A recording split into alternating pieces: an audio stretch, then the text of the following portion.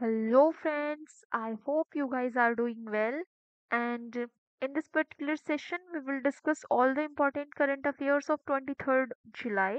And these current affairs are important for all the competitive exam भले ही आप SSC CGL की bank exams की defence की या फिर लो एंट्रेंस एग्जाम्स की प्रिपरेशन कर रहे हो. These are important for all the exams. So you can see here that I was AIR 3 in Army Institute of Law Entrance Test, AIR 21 in Jamia Law Entrance Test, and AIR 139 in MHCT.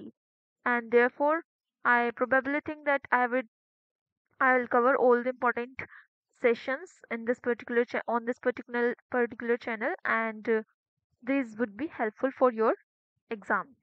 ठीक है, तो आगे आने वाली videos में हम बाकी current affairs भी देखेंगे और कैसे हमें डिफरेंट एग्जाम्स की प्रिपरेशन करनी है, ये सभी चीज़ें हम देखेंगे.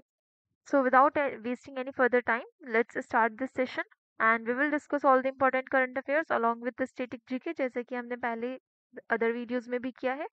So let's start with the first news.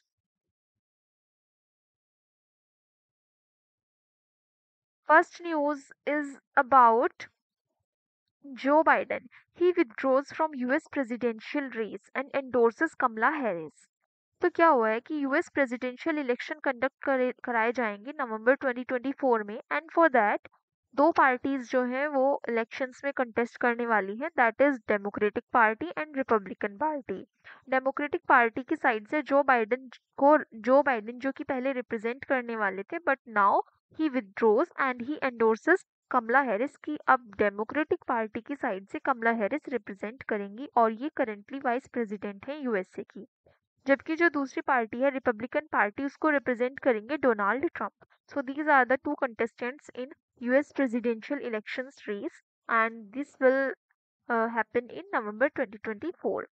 जो यूएसए है यहाँ पर presidential form of government exist करती है और यहाँ पर प्रेसिडेंट का जो टेन्योर होता है वो 4 इयर्स का होता है.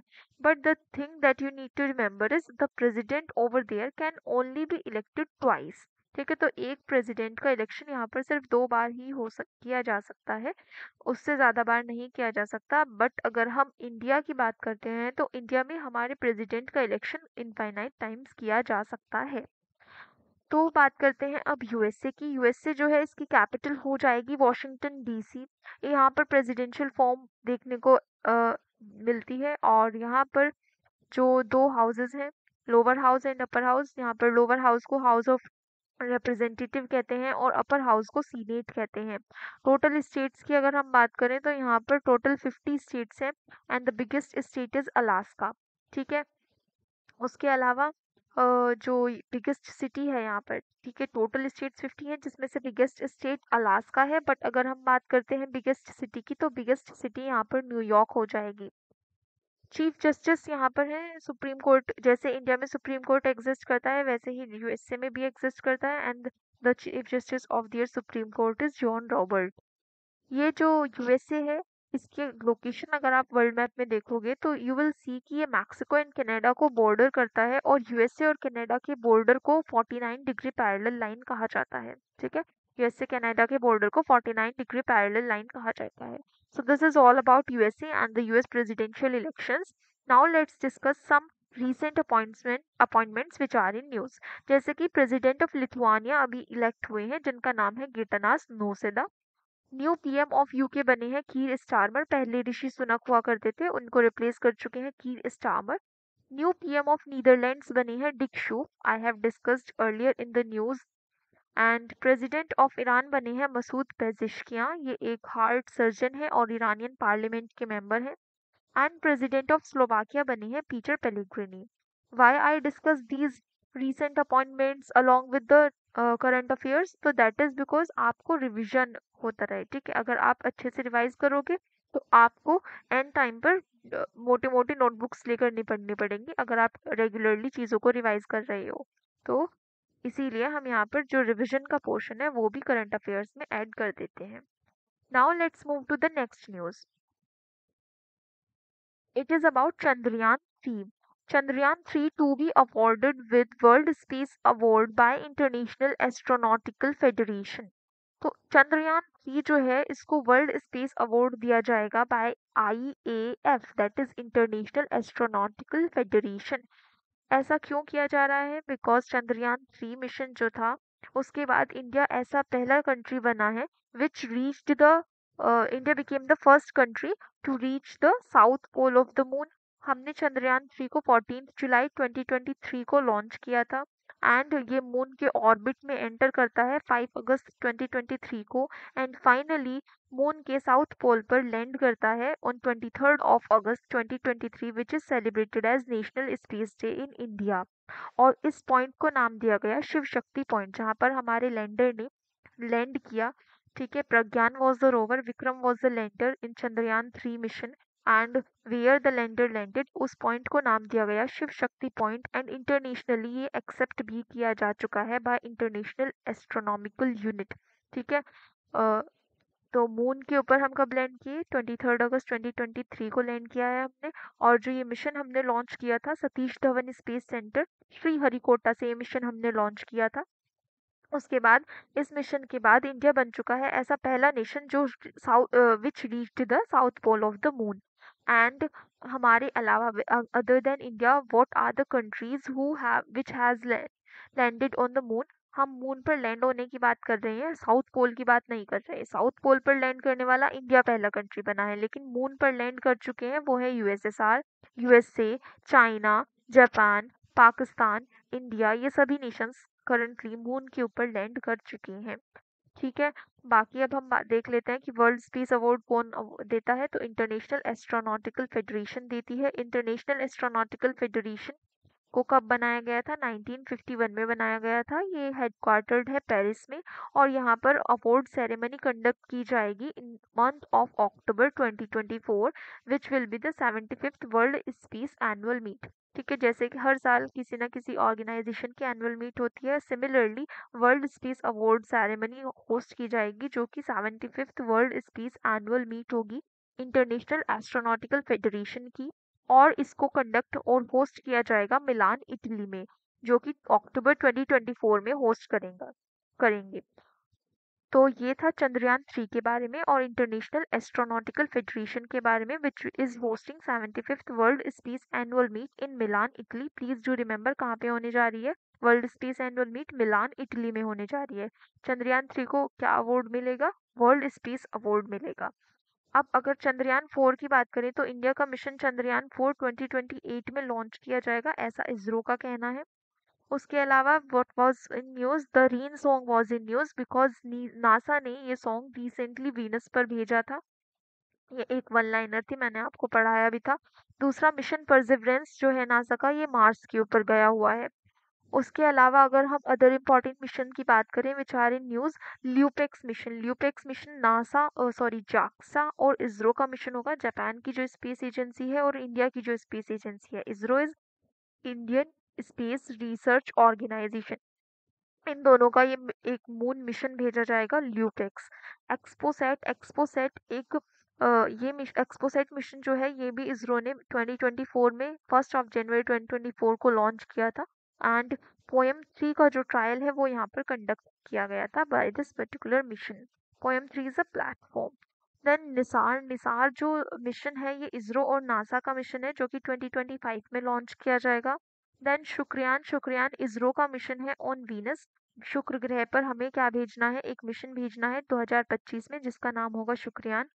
फोर्थ, इंडिया गगनयान मिशन भी लॉन्च करेगा 2025 में जिसके अंडर हम अपने इंडियन एस्ट्रोनॉट्स को मून के ऊपर भेजने वाले हैं। So this is all about recent missions which are in news and Chandrayaan 4। ISRO के बारे में देखते हैं तो इसरो इंडिया की एक स्पेस एजेंसी है। इसकी फुल फॉर्म हो जाएगी इंडियन स्पेस रिसर्च ऑर्गेनाइजेशन। इसको 15 अगस्त 1969 को बनाया गया था और ऑफिशियली फॉर्म किया गया था। इसका हेडक्वार्टर बेंगलुरु में है एंड इसके जो चेयरपर्सन है वो हो जाएंगे एस सोमनाथ जी। पहले के सिवान इसके चेयरपर्सन हुआ करते थे लेकिन अब इसके चेयरपर्सन एस सोमनाथ हैं। So please do remember about Chandrayaan 3, all the important dates and ISRO and all the other important missions which I have told you here. ठीक है, अब हम चलते हैं नेक्स्ट न्यूज़ की तरफ।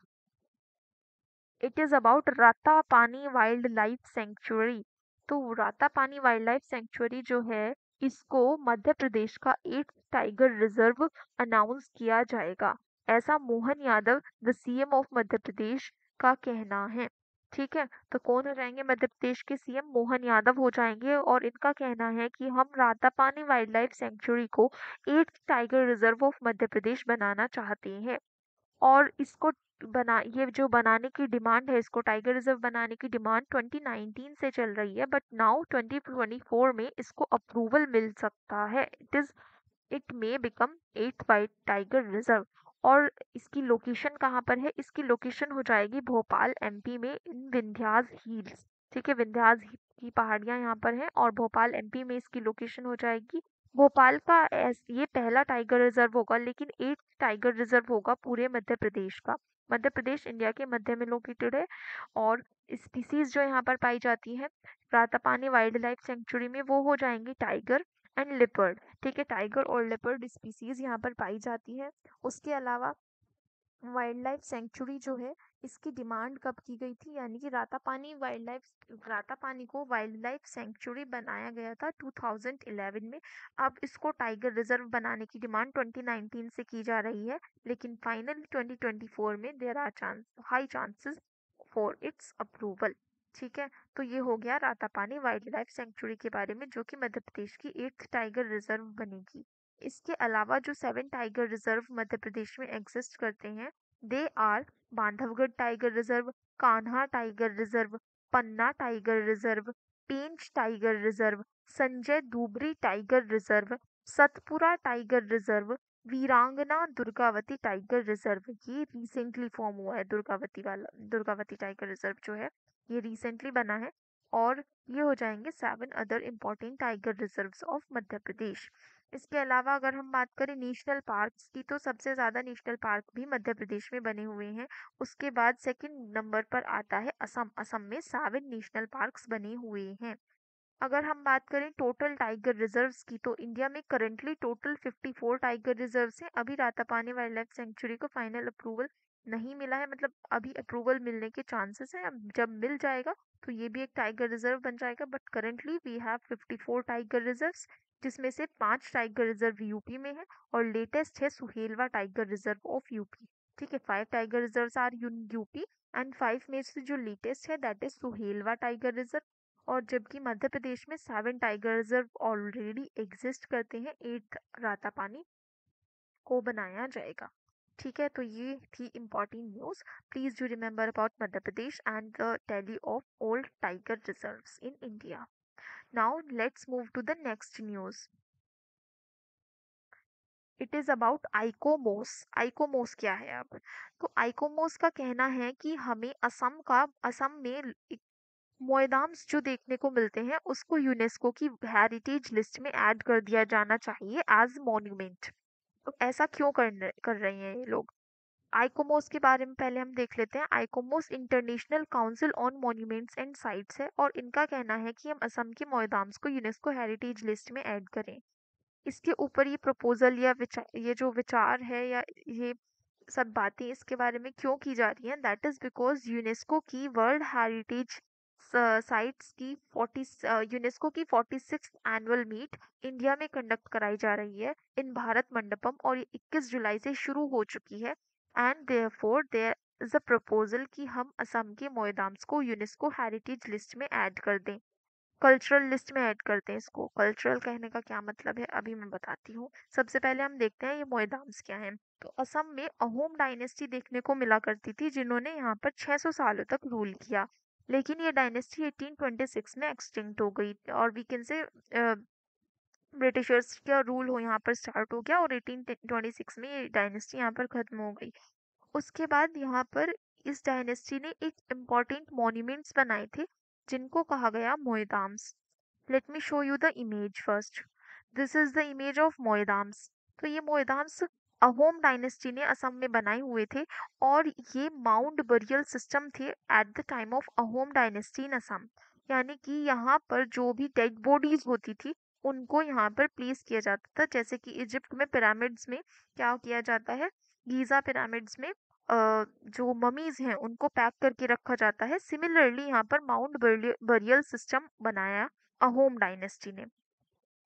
And you can learn that in total we have 1199 sites which are under World Heritage List। ठीक है, तो हेरिटेज साइट्स क्या होती हैं? ऐसी साइट्स जिनकी कुछ ना कुछ कल्चरल या ज्योग्राफिकल इम्पोर्टेंस है और इनको प्रिजर्व करने का काम यूनेस्को का है। यूनेस्को की अगर हम बात करें तो यूनेस्को 1945 में लंदन में बनाया जाता है, लेकिन 1946 से ये अपना काम शुरू करता है। इसका हेडक्वार्टर पेरिस में हो जाएगा। ठीक है, उसके बाद इंडिया से अगर हम बात करें तो इंडिया से टोटल 42 साइट्स ऐसी हैं जो कि वर्ल्ड हेरिटेज लिस्ट के अंडर आती हैं और इनको प्रिजर्व करा जाता है और प्रिजर्व किया जाना चाहिए। और 34 इसमें से कल्चरल हैं, 7 नेचुरल हैं और 1 मिक्स्ड है। 1 मिक्स्ड कौन सी है? कंचनजंगा हो जाएगी सिक्किम से। अगर मैक्सिमम यूनेस्को हेरिटेज साइट्स की बात करें तो 59 हो जाएंगी in Italy and second maximum हो जाएंगी 57 इन चाइना। तो ध्यान रखिएगा, इटली से मैक्सिमम यूनेस्को हेरिटेज साइट्स हैं जबकि चाइना से सेकंड मैक्सिमम है। एंड मोयदाम्स को अभी रिसेंटली आइकोमोस का कहना है कि यूनेस्को हेरिटेज लिस्ट में ऐड किया जाना चाहिए। So you can see the picture of Moidams once again. Moidams जो होते हैं ये किसकी तरह है? ये जो इजिप्ट के गीजा पिरामिड्स की तरह है जहाँ पे ममीज को प्रिजर्व करके रखा जाता है। इसी तरह अहोम डायनेस्टी ने ये जो माउंट बरियल सिस्टम है इसको तैयार किया था to preserve the dead bodies. ठीक है, अब हम चलते हैं नेक्स्ट न्यूज की तरफ। It is about Nobel prize winner Rigoberta Menchu Tum. तो Rigoberta Menchu Tum has conferred with Gandhi Mandela award 2020। तो ये जो लेडी है ये एक सोशल वर्कर हैं और ये ग्वेटेमाला से बिलोंग करती हैं। ये नोबेल पीस प्राइज विनर रह चुकी हैं 1992 की और प्रिंसेस ऑफ ऑस्ट्रिया अवार्ड भी इनको दिया गया था 1998 में। और इन्होंने काफ़ी ऐसे सोशल वेलफेयर के लिए काम किया है कि इनको अब गांधी मंडेला अवार्ड 2020 से सम्मानित किया जा रहा है। ये जो गांधी मंडेला अवार्ड है ये 2019 में ही स्टार्ट हुआ था और 2019 में ये पहली बार दलाई लामा को दिया गया था। और अब 2020 का जो है वो सेकंड एडिशन है जो कि रिगोबर्टा टूम को दिया जा रहा है। ये इनको प्रेजेंट किया गया on 18th of July 2024, that is on Nelson Mandela day. 18 जुलाई को 106th बर्थ एनिवर्सरी सेलिब्रेट की गई नेल्सन मंडेला की और इसीलिए इनको गांधी मंडेला अवार्ड से सम्मानित किया गया। जबकि जो नेल्सन मंडेला अवार्ड है, गांधी मंडेला अवार्ड आपने देख लिया 2019 का दलाई लामा को मिला था, 2020 का नोबेल प्राइज विनर रिगोबर्टा को मिला है। 18 जुलाई को इनको ये प्रेजेंट किया गया है। Nelson Mandela we all know he was the first black president of South Africa और इनको इन एंटी अपार्थाइड मूवमेंट के लिए जाना जाता है और ये फर्स्ट ब्लैक प्रेसिडेंट बने थे साउथ अफ्रीका के। उसके बाद 2013 में इनकी डेथ हो जाती है और तभी से हम सेलिब्रेट करते हैं 18th ऑफ जुलाई को as Nelson Mandela Day. Nelson Mandela award जो है ये निम्हांस हॉस्पिटल को दिया गया था विच इज इन बेंगलुरु। उसके अलावा आप अनदर न्यूज याद रख सकते हो कि तेलुगु पोइट जुकांती जगन्नाथम को दिया गया है Shri Dasarathi Krishnamacharya award 2024 by Karnataka government. ठीक है, तो ये एक तेलुगु पोएट हो जाएंगे जुकांती जी और इनको श्री देशार्थी कृष्णामाचार्य अवार्ड से कर्नाटका गवर्नमेंट ने सम्मानित किया है। उसके बाद हम चलते हैं नेक्स्ट न्यूज की तरफ। It is about national broadcasting day जो कि ऑब्जर्व किया जाता है 23rd ऑफ जुलाई को। अब नेशनल ब्रॉडकास्टिंग डे क्यों हम 23rd जुलाई को मनाते हैं? That is because on 23rd July the first ever broadcast was made by radio club of Bombay in June 1923। So please do remember कि पहली बार 23 जुलाई को 1923 में रेडियो क्लब ऑफ बॉम्बे ने इंडिया का पहला ब्रॉडकास्ट किया था। इसीलिए हम 23rd ऑफ जुलाई को नेशनल ब्रॉडकास्टिंग डे सेलिब्रेट करते हैं। उसके अलावा 23 जुलाई 1927 को क्या हुआ? फिर एआईआर को इंडियन ब्रॉडकास्टिंग कंपनी बनाया गया। एआईआर आपकी ऑल इंडिया रेडियो या इसको पहले इंडियन ब्रॉडकास्टिंग कंपनी बनाया गया था 23 जुलाई 1927 को अंडर द कॉलोनियल रूल और उसके बाद इसको नाम दिया गया ऑल इंडिया रेडियो और एआईआर इन 1930।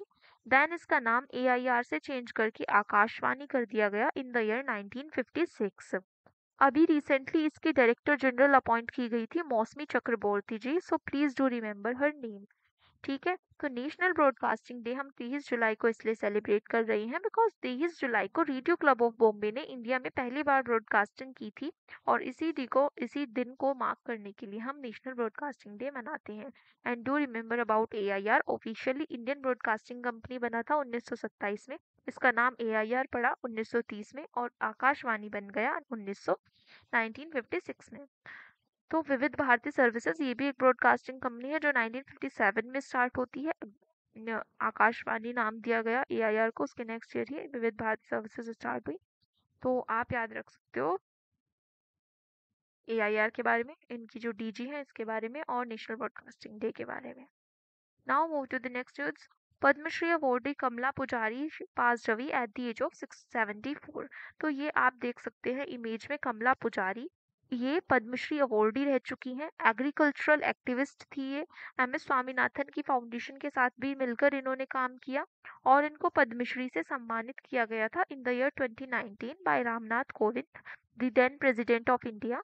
और इनका बर्थ स्टेट हो जाएगा ओडिशा। तो ये एग्रीकल्चरल एक्टिविस्ट थी। आपसे नाम एग्जाम में पूछा जा सकता है कि पद्मश्री अवॉर्डी थी, एग्रीकल्चरल एक्टिविस्ट थी, अभी recently passed, she passed away, तो वो हो जाएंगे कमला पुजारी जी। ठीक है, उड़ीसा से अनदर न्यूज क्या है कि उड़ीसा के न्यू सीएम जो है मोहन वांजी जी, इन्होंने उड़ीसा का जो एक अवार्ड, स्पोर्ट्स अवार्ड होता है बिजू पटनायक स्पोर्ट्स अवार्ड, इसका नाम चेंज करके उड़ीसा राज्य क्रीड़ा सम्मान कर दिया है। ठीक है, सो प्लीज डू रिमेम्बर कि उड़ीसा के न्यू सीएम मोहन मांझी हो जाएंगे और इन्होंने बिजू पटनायक स्पोर्ट्स अवार्ड का नाम बदलकर उड़ीसा राज्य क्रीड़ा सम्मान कर दिया है। और एमपी के न्यू सीएम कौन है? मोहन यादव जी हैं। राजस्थान के कौन है? भजन लाल हैं। उसके अलावा आंध्र प्रदेश के कौन है? चंद्रबाबू नायडू हैं। ठीक है, so these are the some important new CMs जो अभी रिसेंटली अपॉइंट हुए हैं। And next news, it is about a book, Power Within, the Leadership Legacy of Narendra Modi, and it is very very important for your exam. ये किताब के author हो जाएंगे doctor R बाल सुब्रमण्यम, इन्होंने इस किताब को लिखा है और इसको प्रेजेंट किया है डॉक्टर जितेंद्र सिंह ने मोदी जी को। और इसमें पूरी जो भी 10 years की लेगेसी रही है नरेंद्र मोदी गवर्नमेंट की, उसको एक्सप्लेन किया गया है in this particular book. So please do remember the name of book, Power Within, the Leadership Legacy of Narendra Modi. It is a book by Dr. R. Balasubramaniam. Another books which are related to Modi ji are Transforming India, ये एक किताब है जो मोदी जी से जुड़ी है। Exam warrior हो जाएगी, श्री गुरु जी हो जाएगी और सोशल हार्मनी, ये सभी किताब मोदी जी के नाम से एसोसिएटेड है और जुड़ी हुई है। अब नेक्स्ट न्यूज की तरफ चलते हैं। जो हमारी इंटरनेशनल ओलंपिक कमेटी है, इन्होंने अनाउंस किया है कि जो सऊदी अरब है ये होस्ट करने जा रहा है first Olympics e sports games in the year 2025। तो अब ई स्पोर्ट्स क्या होते हैं? ई स्पोर्ट्स है आपकी ऑनलाइन गेमिंग और Olympics online e sports game पहली बार सऊदी अरब होस्ट करेगा 2025 में। अभी रिसेंटली अगर हम बात करें तो 26 जुलाई से पेरिस ओलंपिक्स स्टार्ट हो जाएंगे and this will be 33rd edition of summer Olympics. यहाँ पे इंडिया की साइड से टीम इंडिया को लीड करेंगे नीरज चोपड़ा और यहाँ पर अभिनव बिंद्रा जो है वो इंडिया से टॉर्च बियरर रहने वाले हैं। इंडिया से फ्लैग बेयरर रहने वाले हैं Sharath Kamal and PV Sindhu. Sharath Kamal tennis player हैं, पीवी सिंधु बैडमिंटन प्लेयर हैं। तो 33rd एडिशन ये पेरिस ओलंपिक्स का 2024 में होस्ट किया जा रहा है। हर 4 साल के बाद ओलंपिक्स को होस्ट कराया जाता है और इसी तरीके से अगले 4 साल बाद 2028 में लॉस एंजल्स में समर ओलंपिक्स होस्ट कराए जाएंगे, जहां पर कहा गया था कि ई स्पोर्ट्स को ऐड किया जाएगा। लेकिन उससे पहले ही Olympic esports game another एक स्पोर्ट इवेंट होस्ट कराया जाएगा by Saudi Arabia in the year 2025 only. ठीक है, तो आप याद रख सकते हो पेरिस ओलंपिक्स 2024 में, देन लॉस एंजल्स में होंगे 2028 में एंड देन 2032 में अगले 4 साल बाद ओलंपिक्स होस्ट कराए जाएंगे ब्रिस्बेन ऑस्ट्रेलिया में। Then next news is about Nuno Borgs and he beat Nadal to lift Swedish Open Men's Singles Trophy 2024। अब ये Swedish open man single trophy क्या है? तो जैसे टेनिस होता है और जो बैडमिंटन होता है, इनके लिए टूर्नामेंट्स होते हैं। तो टेनिस के लिए अभी टूर्नामेंट हुआ था स्वीडिश ओपन, और वहाँ पर मेंस सिंगल्स को जीता है न्यूनो बोर्ग्स ने। ये पोर्तुगल से बिलोंग करते हैं और इन्होंने राफेल नडाल को हरा दिया है, जो कि स्पेन से बिलोंग करते हैं। तो ये एक टेनिस टूर्नामेंट था। इसके साथ ही आप याद रख सकते हो ग्रैंड स्लैम्स के बारे में। ग्रैंड स्लैम भी टेनिस टूर्नामेंट होते हैं। 4 ग्रैंड स्लैम एक साल में कंडक्ट कराए जाते हैं। US open, French open, Australian open और विंबलडन ओपन, ये 4 ग्रैंड स्लैम्स होते हैं। ग्रैंड स्लैम किसको कहा गया है? टेनिस टूर्नामेंट को ये नाम दिया गया है। और सबसे ज्यादा ग्रैंड स्लैम्स किसने जीते हुए हैं? तो नोवाक जोकोविच ने, जो कि सर्बिया से बिलोंग करते हैं और ये एक टेनिस प्लेयर है। इनके पास 24 ग्रैंड स्लैम टाइटल्स हैं। ठीक है, तो 24 बार ये ग्रैंड स्लैम टाइटल को जीत चुके हैं इन मेंस सिंगल कैटेगरी। उसके अलावा अभी रिसेंटली मैंने आपको पढ़ाया था विंबलडन ओपन 2024 हुआ था, जहां पर मेंस सिंगल्स विनर रही हैं कार्लोस अल्कराज और विमेन्स सिंगल्स विनर रही हैं बारबोरा। उसके अलावा आप याद रख सकते हो फ्रेंच ओपन 2024 ऑफ बैडमिंटन। तो बैडमिंटन के लिए अलग है। बैडमिंटन के लिए जो फ्रेंच ओपन हुआ था वहां पर मेंस डबल में इंडियन प्लेयर सात्विक साईराज और चिराग रेड्डी जी, ये दोनों विनर विनर रही हैं। सिंगल्स अलग होता है, डबल्स अलग होता है। तो मेंस डबल्स की बात करें, वहां पर फ्रेंच ओपन बैडमिंटन में सात्विक चिराग ने दोनों ने टाइटल को जीता है। उसके बाद आप यहाँ पर देख सकते हो Swiss open ATP tennis tournament. ये भी एक टेनिस टूर्नामेंट था जिसको जी स्टेड स्विट्जरलैंड में होस्ट कराया गया। क्ले कोर्ट के ऊपर ये खेला गया और यहाँ पर मेंस डबल को जीता है यूकी भाम्बरी एंड अल्बानो ने। यूकी भाम्बरी एक इंडियन प्लेयर हैं और इनका ये थर्ड टाइटल हो जाएगा। दिस इज थर्ड टाइम कि इन्होंने स्विस ओपन को जीता है एंड इन मेंस डबल्स। ठीक है, तो ये एक वन लाइनर न्यूज थी, आप इसको याद रख सकते हो। स्विस ओपन डिफरेंट है, यूकी भाम्बरी और अल्बानो ने मेंस डबल जीता है। स्वीडिश ओपन डिफरेंट है, जो कि स्वीडन में होस्ट हुआ है। यहाँ पे मेंस सिंगल्स की ट्रॉफी न्यूनो बोर्ग्स ने जीती है नडाल को हराकर। अब चलते हैं next one liner. It is about Bhil tribe. Bhil tribe जो है ये आपको राजस्थान, गुजरात, मध्य प्रदेश और महाराष्ट्र रीजन में देखने को मिल जाएगी। और Bhil tribe maximum tribal population है पूरे इंडिया में। ठीक है, तो मैं सबसे ज़्यादा ट्राइब जो है, सबसे ज़्यादा ट्राइबल पॉपुलेशन भील ट्राइब की है इंडिया में। और भील ट्राइब राजस्थान, मध्य प्रदेश, गुजरात और महाराष्ट्र में देखने को मिलती है। और अब इनकी डिमांड क्या है? ये डिमांड कर रही हैं कि आप हमारे लिए अलग से एक स्टेट बना दीजिए, Bhil Pradesh. So this is what they are demanding. ये मोर्चा धरना जो है वो उस पर बैठे हुए हैं कि हमारे लिए अलग से भील प्रदेश बनाएं। इसके अलावा इंडिया में कौन सी ट्राइब्स एग्जिस्ट करती हैं? तो गोंड ट्राइब इंडिया में एग्जिस्ट करती है, एमपी में देखने को मिल जाएगी। इसके अलावा संथाल ट्राइब इंडिया में एग्जिस्ट करती है, उड़ीसा में देखने को मिल जाएगी। And third is Munda tribe India में एग्जिस्ट करती है, झारखंड से देखने को मिल जाएगी। ठीक है, तो ये तीनों ट्राइब्स का नाम याद रखिएगा। दूसरा आप याद रख सकते हो प्रेसिडेंट द्रौपदी मुर्मू जो है वो भी उड़ीसा उड़ीसा से बिलोंग करती हैं और इंडिया की पहली ट्राइबल प्रेसिडेंट बनी है। ये भी संथाल ट्राइब से बिलोंग करती हैं।